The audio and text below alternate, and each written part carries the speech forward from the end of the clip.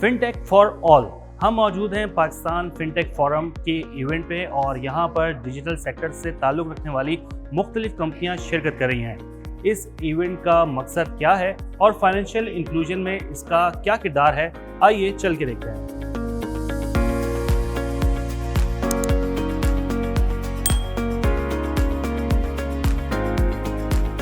پاکستان فن ٹیک net work کا جو مین purpose ہے وہ پالیسی ایڈوکیسی ہے کہ ہم ریگولیٹر کے سامنے جو انڈسٹری کے جو ہمارے ممبران کے پین پوائنٹس ہیں، دشواریاں جو ہیں، ان کو کس طرح ریگولیٹر کے سامنے پیش کریں تاکہ جو صارف ہے ان کی کسٹمر جرنی جو بہتر ہو جائے، چاہے وہ لمٹس ہیں، چاہے وہ KYC ہے یا کوئی بھی جو چیز ہے. تو اس میں ہمارے ریگولیٹرز جو ہیں وہ بہت پازیٹیو ہیں. جیسے اسٹیٹ بینک ہو یا SCCP ہو، انہوں نے ہر مرحلے پہ انڈسٹری کی مدد کی ہے جب انڈسٹری نے ان کو بتایا کہ بھئی یہ ہمیں دشواریاں پیش آ رہی ہیں.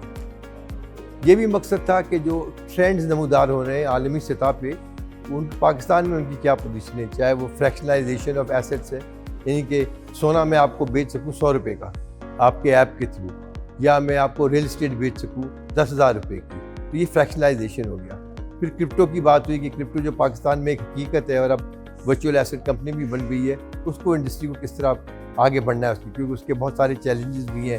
ہم FATF کی لسٹ سے ابھی نکلے ہیں، KYC کا ایشو ہے، پاکستان کے فارن ایکسچینج ریزروز کا ایشو ہے. اور تیسری کہ ڈیٹا کو کس طرح استعمال کیا جائے کولیبریشن میں.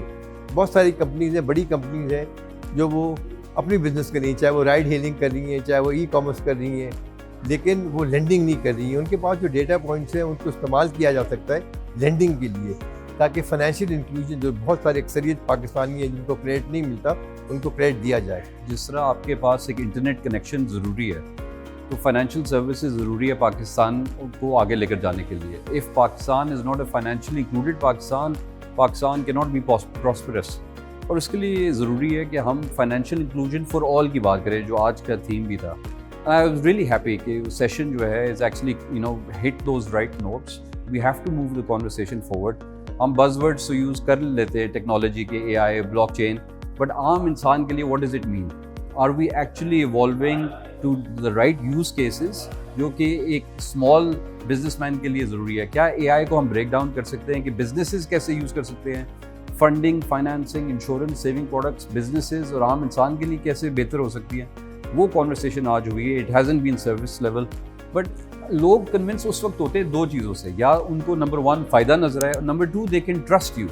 They need to be able to trust their financial service provider, their regulators جو ان سے بات کر رہا ہے. If we can establish that trust کہ صرف ہم آپ سے پیسے نہیں لینے آئے، we're actually here to give you a good service and we provide that service, then awareness actually grows manifold. But it is a collective responsibility and this is something we have to do. We have to digitize, we have to go cashless. ہمیں agritech, insurance, health, education کے fintech use cases embed کرنے ہیں. And if we can do that, you will actually see the benefits of it very quickly.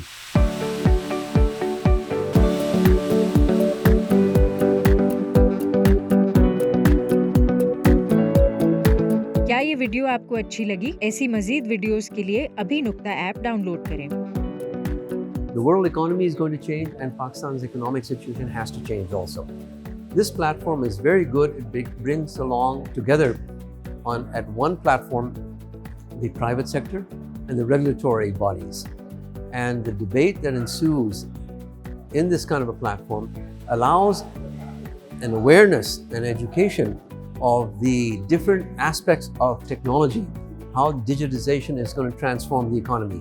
Many of us don't understand the simple payments that are required for financial inclusion, since 80-85% of the adult population does not have access to basic products and services. This is changing very rapidly, obviously. To bring that into the financial inclusion net helps grow the economy. Now, as far as the companies that are here, to get an understanding of where they're moving, many of these companies have great ideas.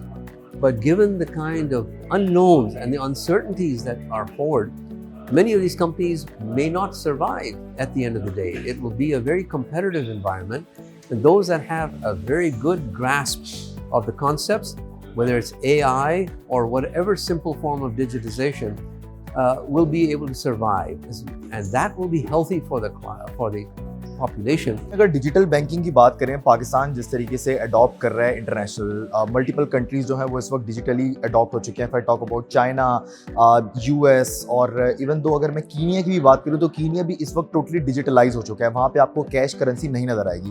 اور government of Pakistan کا بھی یہ initiative ہے کہ وہ جس طریقے سے ماڈرن ٹیکنالوجیز کو اڈاپٹ کر رہی ہے اور بینکنگ کے اندر بھی ہم گرو کر رہے ہیں، تو وہاں پہ بھی ہمارا یہی جو ہے ایک ویژن ہے گورنمنٹ آف پاکستان کا کہ ہم جلدی سے جلدی اپنے جتنے بھی مرچنٹس ہیں ان کی جتنی پیمنٹس ہیں ان کو ڈیجیٹلائز کریں. پیمنٹس کیو آر کے ذریعے ہوں، پیمنٹس پوس کے ذریعے ہوں، ایم پوس اور آئی پی جی کے ذریعے پیمنٹس ہوں، اور کیش کو ختم کیا جائے. ابھی آپ نے ریسنٹلی دیکھا ہوگا کہ جس طریقے سے گورنمنٹ آف پاکستان نے